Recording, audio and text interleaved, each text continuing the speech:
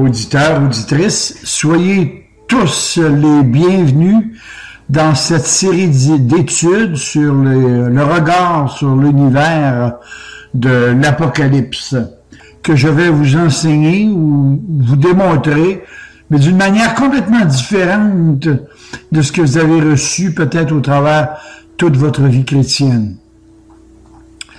Tout est à vérifier à travers toutes les références bibliques et au fur et à mesure que vous allez écouter le premier message, le deuxième, troisième, quatrième, jusqu'au 10e, eh bien, on va toujours aller en progressant et j'y intègre à l'intérieur de ça des propos spirituels pour nous encourager. Et je débute par ce dernier livre de la Bible. A peut-être été écrit vers la fin du règne de Domitien par l'apôtre Jean en l'an 90 de notre ère. Mais logiquement, je vous parle pour moi, là. C'est sûr que je ne ferai pas un débat là-dessus, mais je préfère l'année 60 sous le règne de Néron, malgré que j'accepte que Jean a sûrement vécu jusqu'en 90. L'auteur de ce livre est le roi des rois, Jésus, si vous aimez mieux. La révélation de Jésus-Christ que Dieu lui a donnée, Apocalypse 1:1. Et je vais commencer graduellement comme ça. Chapitre 1, chapitre 2, chapitre 3, et ainsi de suite. Des fois 3, 4, 5, 6, et vous allez me suivre. Et je ne crois pas vous expliquer la manière dont je perçois ce livre canonique et inspiré, même en 1000 études. Des milliers de livres ont été écrits sur l'Apocalypse. Ils ont eu de bons ouvrages, de bons auteurs, mais beaucoup plus avec des interprétations aussi loufoques et fantaisistes les unes des autres, et cela même au sein de plusieurs auteurs se proclamant être des chrétiens dits évangéliques. Et donc, certains enseignent ces doctrines excentriques et douteuses dans des églises non affermies par la parole de Dieu.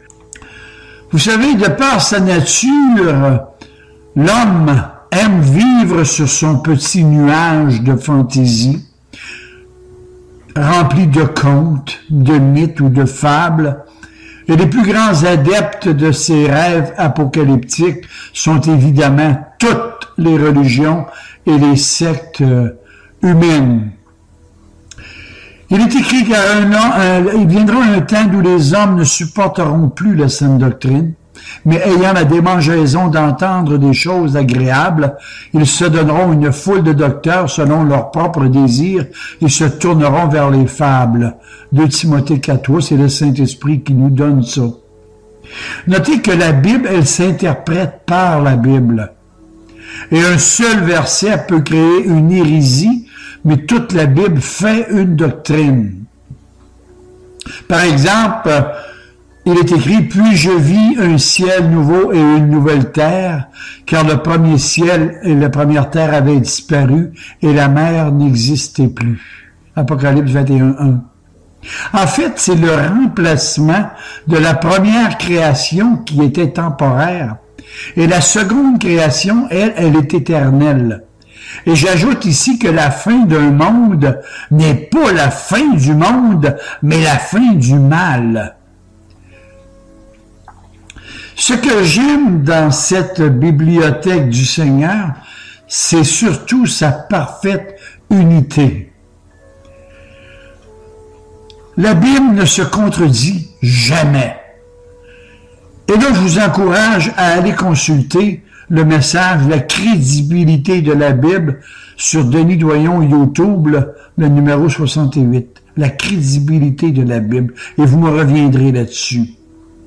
Et en ce qui concerne le livre de l'Apocalypse, il faut se placer dans le contexte religieux de l'époque. Et notez que Jean fait toujours référence à l'Ancien Testament et beaucoup plus souvent au livre de Daniel et d'Ézéchiel. Écoutez, vous est-il déjà arrivé de vous lever un matin d'où les rideaux sont fermés, il fait sombre dans votre chambre, et dès que vous ouvrez, pour ainsi dire, vos vénitiennes, il vous apparaît en plein visage un beau rayon de soleil éblouissant qui vous illumine le visage. Eh bien, c'est quasiment pareil lorsque j'ouvre ma Bible d'amour. Dès que je l'ouvre et que mon cœur, qui est en prière, entre dans le sanctuaire de mon âme, eh bien, Jésus est déjà là qui m'attend et jamais il n'a été en retard. Il est toujours à l'heure. J'y vois, en ouvrant ma Bible, j'y vois au travers la parole et derrière les versets, les paroles, j'y vois comme un halo de lumière, des éclairs éblouissants, des arcs-en-ciel multicolores, et c'est là que les yeux de mon cœur veulent plonger dans cet univers spirituel du Dieu de l'Apocalypse. C'est pas pour rien que c'est le dernier livre de la Bible, hein? C'est pas pour rien. Je vais vous revenir là-dessus. C'est pas pour rien que le premier livre de la Bible, c'est la Genèse. Et ce n'est pas pour rien que l'Apocalypse, c'est le dernier.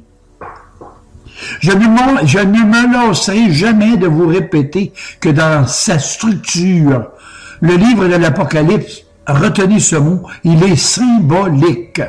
Il est rempli de symboles, de dessins, de tableaux, d'allégories, de portraits, d'évocations et j'en passe. Et c'est là-dessus que tous ceux qui ont spéculé ont dérapé et sont tombés dans les hérésies et les fables comme Monsieur de La Fontaine. Découpons brièvement les thèmes de ce livre pour mieux le comprendre. Je vais le diviser en 7 parties. Premièrement, on y voit Christ au milieu des 7 chandeliers d'or, les chapitres 1 à 3. Deuxièmement, on voit le livre scellé de 7 sceaux, chapitres 4 et 7. Troisièmement, on y voit les 7 trompettes du jugement, chapitres 8 et 11, à 11. Quatrièmement, on voit la femme et l'enfant mâle persécutés par le dragon et ses émissaires, la bête et la prostituée, chapitres 12 à 14. Cinquièmement, on voit les 7 coupes de la colère, 15 à 16. Sixièmement, on voit la chute de la grande prostituée des 2 bêtes, 17 à 19.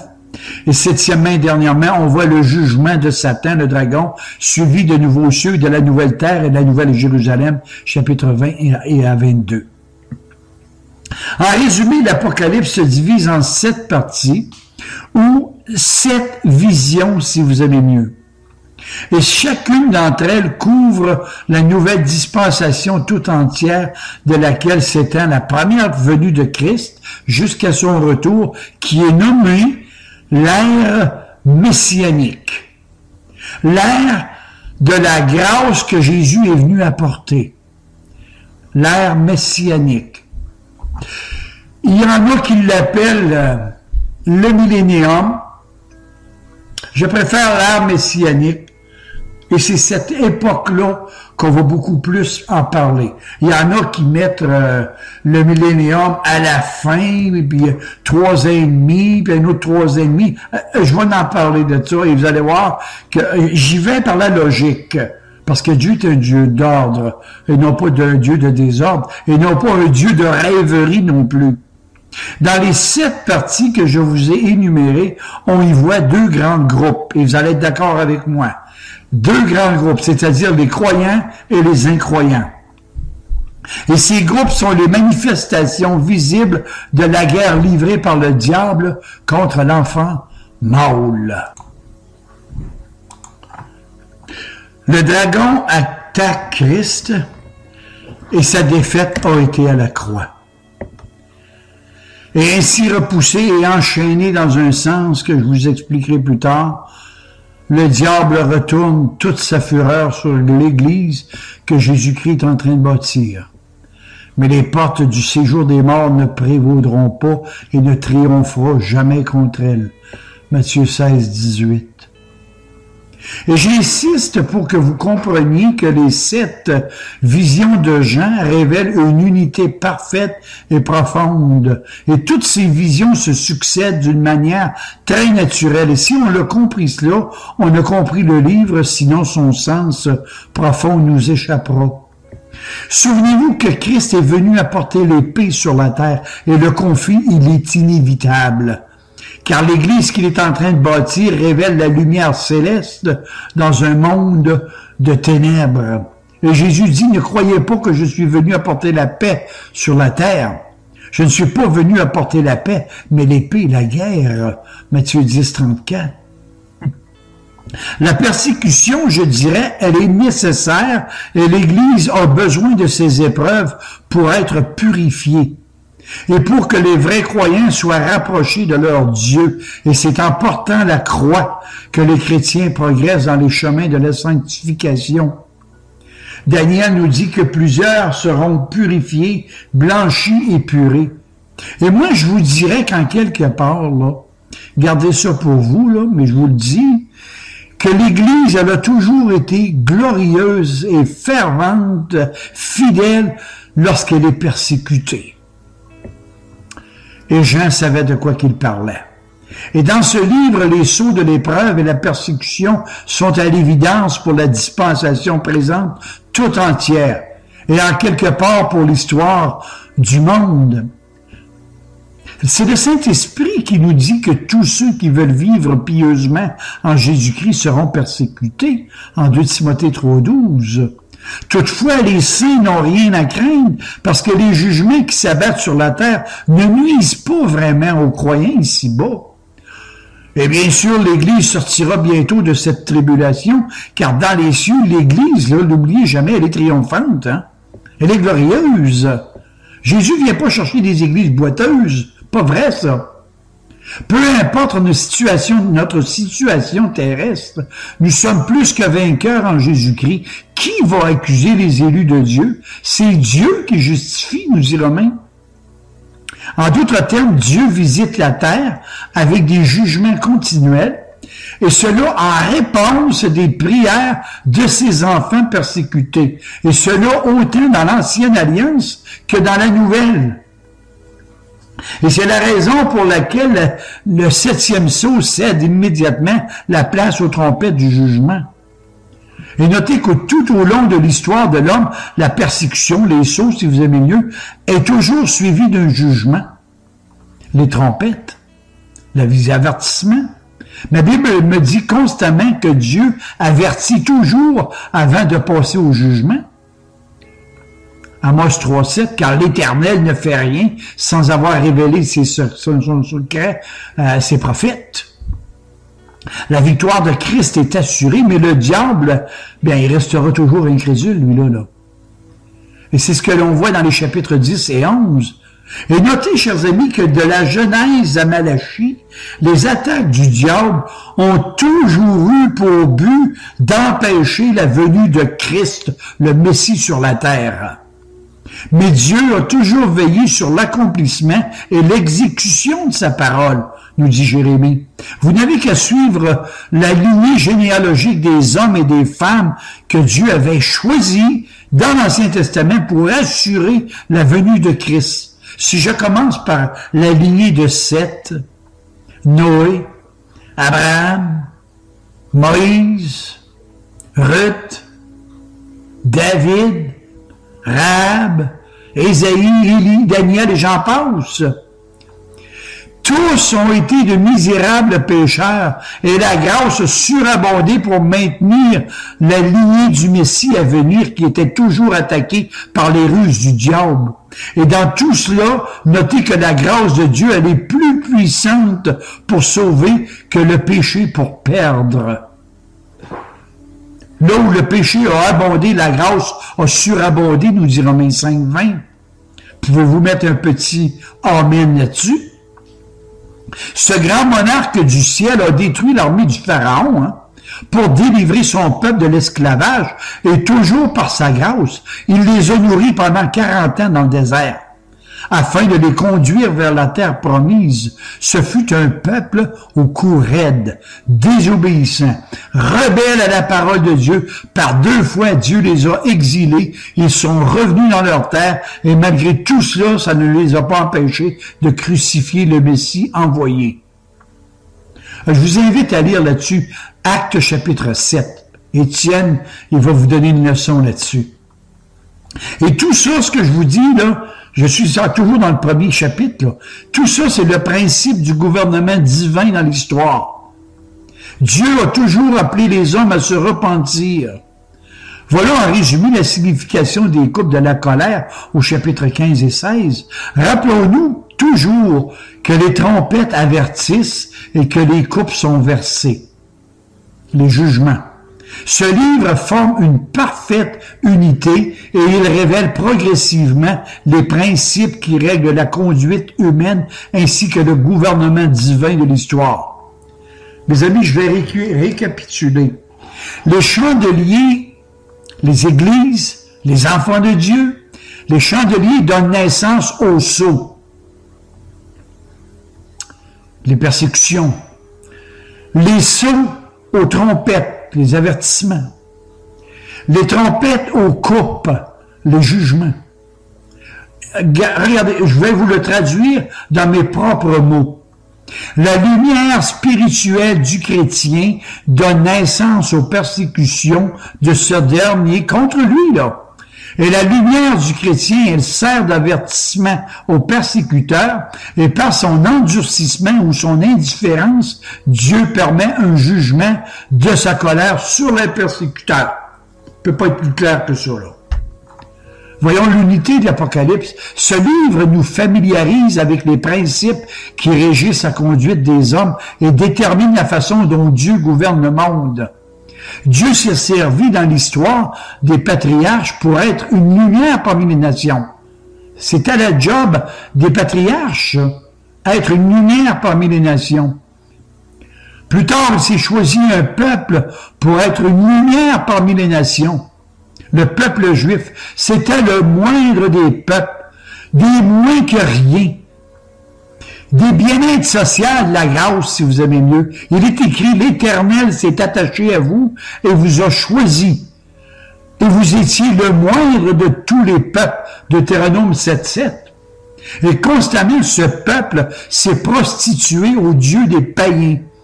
Le livre des juges, là, il est une très belle image cyclique du livre de l'Apocalypse. Il n'y a rien de nouveau sous le soleil. C'est toujours un éternel recommencement, nous dit l'Ecclésiaste, chapitre 1, le verset 9. Les 7 visions de l'Apocalypse sont disposées en un ordre ascendant.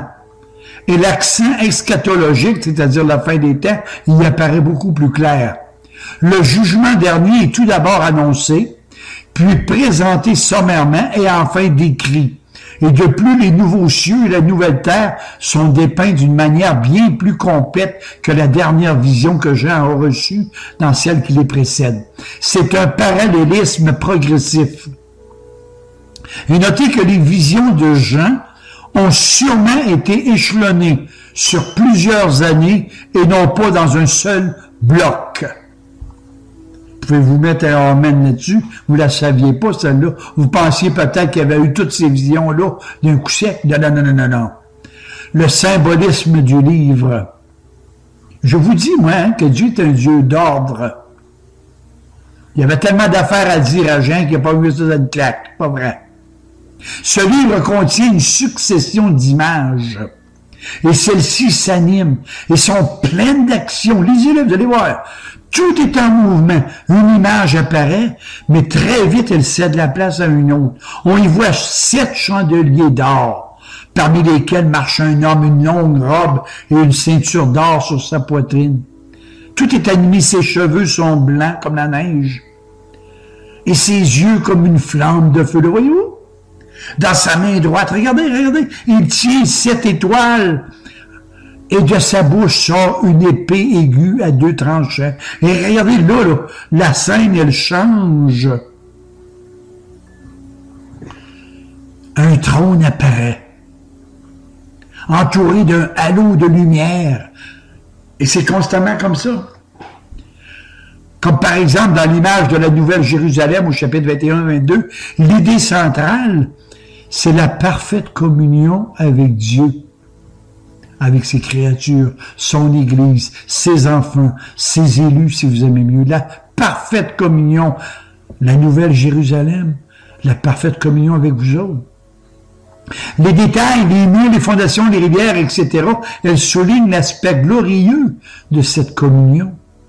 Il nous faut toujours prendre l'image de ces symboles dans son ensemble. Dans le passé, il y a eu des milliers d'interprétations, mais aucune certitude. Plusieurs même disaient que l'Apocalypse, c'est un livre fermé. Non, non, non, non. L'Apocalypse n'est pas un livre fermé, c'est au contraire une véritable révélation.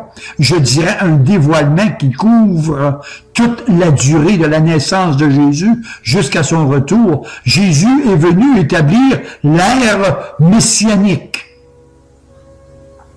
c'est-à-dire une période de bénédiction de la grâce de Dieu sur les hommes, d'où Satan n'a plus la liberté qu'il avait avant la venue de Jésus pour séduire les nations. Et nous faisons partie de cette période de la grâce, d'où l'Évangile, elle est proclamée au niveau planétaire.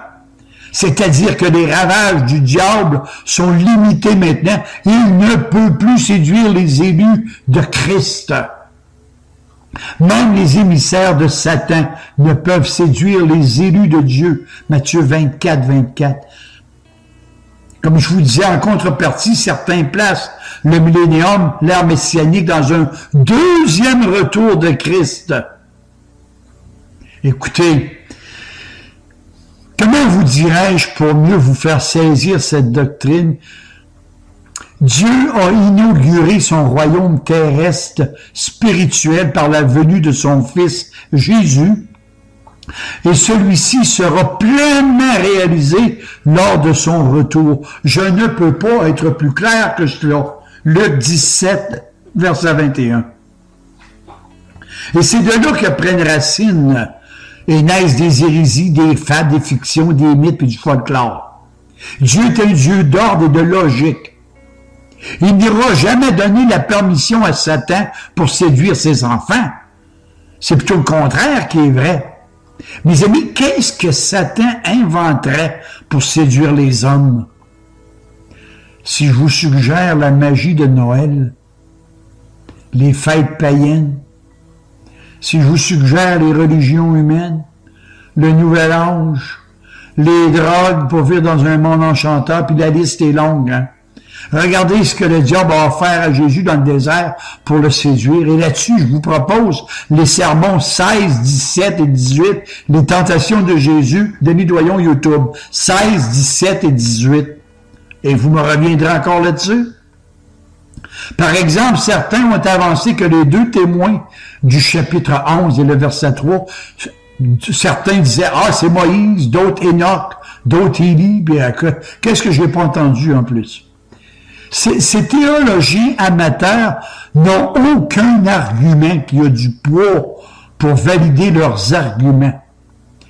Mais si moi, de mon côté, je vous proposerais que ces deux témoins revêtus de sac, qui est un symbole de la repentance, sont tout simplement l'Église et la parole. Le Saint-Esprit n'a-t-il pas dit, vous serez mes témoins jusqu'aux extrémités de la terre? Vous serez mes témoins. Et le mot témoin en grec veut dire martyr, persécution, martyrisé. L'Église et la parole.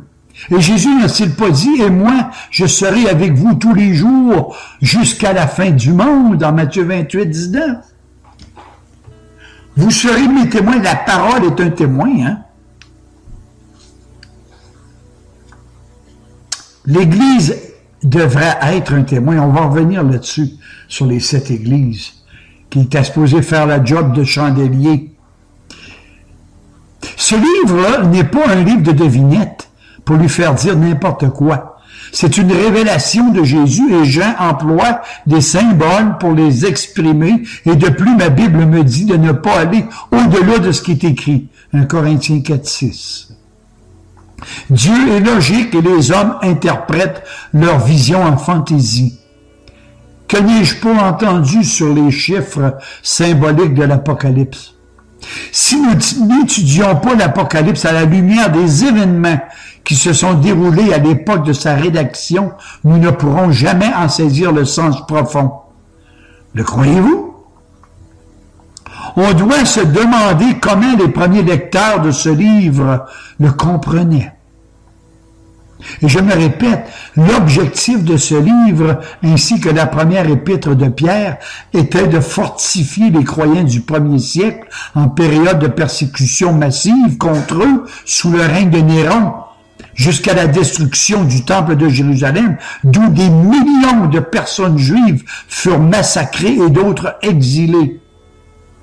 Ce n'était pas la vie en rose pour eux, comme certains d'entre vous qui se disent chrétiens persécutés. Je vous défie d'aller prêcher l'Évangile avec vos symboles religieux dans des pays arabes comme l'Iran, l'Irak, l'Égypte, l'Arabie saoudite, des pays même musulmans en Afrique, et je ne suis pas sûr que vous allez revenir tout joyeux. Vous reviendrez peut-être jamais. L'Apocalypse, elle s'enracine dans un terrain beaucoup plus profond, directement dans le terrain sacré des Saintes Écritures. Et notez que les pensées, le cœur de l'apôtre en était imprégné. Les enseignements de Jésus coulaient dans ses veines. Les pores de sa peau respiraient les Saintes Écritures. En fait, il en vivait dans son corps, dans son âme et dans son esprit. Il respirait cette parole dans son cœur. « Je serre ta parole dans mon cœur, Seigneur, afin de ne pas pécher contre toi », nous dit le psaume 119. Rappelez-vous que Jean, malgré son âge, avait l'héritage religieux qui était si précieux aux croyants vivant au temps de ses visions et de leur transcription. Le chapitre 13 rappelle le symbolisme du livre de Daniel, Daniel 7. Ce sont les mêmes animaux dont il est question, bien que dans Daniel, ces animaux apparaissent l'un après l'autre, tandis que dans l'Apocalypse, ils sont réunis en une seule bête. Un peu plus, j'allais oublier de vous souligner que ces symboles apparaissent en général par groupe de 7. Et 54 fois dans ce livre, on retrouve le nombre 7. Le livre est adressé à 7 églises, représentées par 7 chandeliers, 7 étoiles symbolisant les 7 anges de ces églises, d'où il y a 7 lampes ardentes qui sont les 7 esprits de Dieu, et plus loin 7 sceaux et un agneau ayant 7 cornes, 7 yeux, 7 anges sonnent 7 trompettes et 7 autres versent 7 coupes remplies de 7 fléaux, 7 tonnerres font entendre leur voix, la bête qui monte de la mer a 7 têtes, il y a 7 montagnes, 7 rois, et ça continue tout le temps comme ça. Et notez que le nombre 7 symbolise la plénitude, le maximum, la totalité. C'est de là que la plupart des prophètes de malheur ont erré et conduit le monde dans leur confusion. Il y a encore beaucoup d'autres chiffres symboliques dans l'Apocalypse, comme le fameux 666, je vais vous en parler là-dessus, 144 000, 1264, 1224. Et je vous dis que la Bible n'est pas un livre de devinettes. Car un seul verset peut faire une hérésie, tandis que toute la Bible fait une doctrine. Et ne se contredira jamais. Je vous dis, jamais. Je reviens aux animaux dans Daniel. Le lion, l'ours, le léopard et l'anonyme. Le 4e animal ne représente pas des rois, mais 4 empires ennemis du peuple de Dieu. Ils incarnent la puissance mondiale du mal. Et notez aussi que l'Apocalypse s'inspire des images et des pensées de l'Ancien Testament. Et je vous en donne des parallélismes que vous pouvez vérifier et comparer. L'Apocalypse, elle s'enracine aussi dans toute l'Écriture et s'accorde avec elle. C'est l'unité de la Bible et on se doit de l'interpréter à la lumière des enseignements clairs qu'on y trouve. Ce ne sont pas les difficultés de la Bible qui nous empêchent de croire, mais bel et bien ses clartés. L'Apocalypse a pour origine la pensée et la révélation de Dieu et Christ en est le véritable auteur. Les parallélismes, je vais juste vous donner un petit survol vite, là. comme par exemple, Apocalypse 1-2, la description du Fils de l'homme, ça vient de Daniel 7-9. Le livre de vie, vous avez ça dans l'Exode 32-33. L'Apocalypse 4, un trône dans les cieux, vous avez ça en Ésaïe 6-1, Ézéchiel aussi. Le livre en rouleau, c'est dans Ézéchiel. Les chevaux, les cavaliers, dans les psaumes 45, Zacharie. La marque sur le front, Apocalypse 7, vous avez ça dans Daniel 9. Ézéchiel 9, veut dire. Apocalypse 12, la femme, l'enfant, le dragon, vous avez ça dans Genèse 3.15 et 1 Jean 3.8.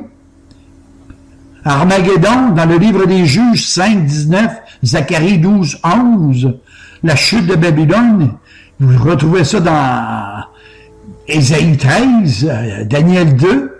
Les nouveaux cieux, Nouvelle Jérusalem, Ézéchiel 40. L'arbre de la vie, en Genèse 2, puis Ézéchiel 47. Et c'est comme ça, les béatitudes. Un peu plus, je l'oubliais, celle-là. Jésus a dit, je vous ai donné les paroles que tu m'as données. Je leur ai donné les paroles que tu m'as données. Jean 17. Au départ, le premier verset de l'Apocalypse exclut et rejette toute interprétation futuriste, car le temps est proche, il est écrit. Et petit détail en passant, en ce qui concerne le lecteur et l'auditeur, il est écrit « Heureux celui qui lit ».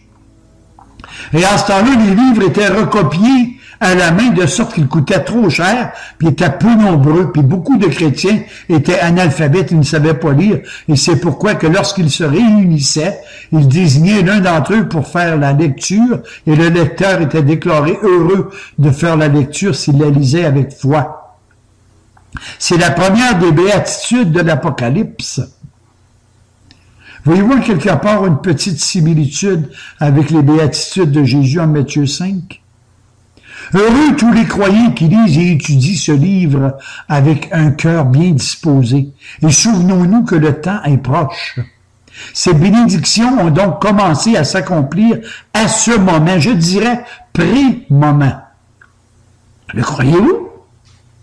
Notez que dans ce livre, il y a 7 béatitudes que je vous ai notées au fur et à mesure, vous allez le voir. Ce livre de l'Apocalypse était destiné aux 7 églises de l'Asie mineure. Ces 7 églises formaient dans cette province romaine un cercle irrégulier reliant Éphèse, qui était la plus proche de Patmos, et les autres comme Smyrne, Pergame, Thyatire, Sardes, Philadelphie et Laodicée. Ces 7 églises représentent l'Église entière de Jésus-Christ tout au long de l'ère messianique. Et dans ce premier chapitre, on retrouve l'expression « celui qui est, qui était et qui vient ». Apocalypse 1:4. Vous avez ce même exemple dans le buisson ardent. « Je suis celui qui suis ». Celui qui désigne admirablement le Dieu des alliances, qui ne change jamais, qu'il n'y a aucune ombre de variation. Jacques 1:17. Les 7 esprits représentent la personne divine du Saint-Esprit dans sa plénitude de sa grâce et de son influence qui agissent dans le monde et dans l'Église. J'apporte une remarque au verset 5. Les croyants ne sont pas lavés, seulement lavés de leurs péchés, Ils en sont délivrés. Et soulignons aussi que les termes royaume et sacrificateur jusque-là étaient réservés seulement à Israël et maintenant ils sont appliqués aux croyants dans leur ensemble, c'est-à-dire l'Église de Jésus-Christ.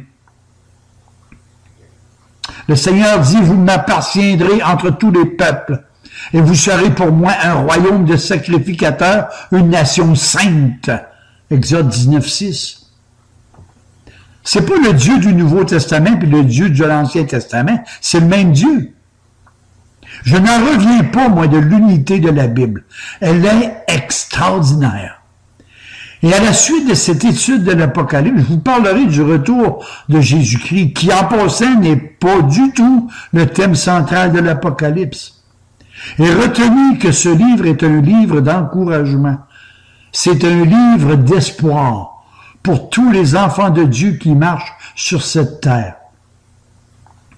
Chers frères, chères petites sœurs en Christ, je vous y attends à la prochaine étude. Et d'ici là, je vous encourage à réécouter mes observations et de lire au moins tout le livre de l'Apocalypse avant d'entreprendre la phase 2 de ce regard sur l'univers de l'Apocalypse. Que le Dieu de toute grâce vous bénisse et soyez heureux dans sa parole. Apocalypse chapitre 2 à suivre. Que le Seigneur vous garde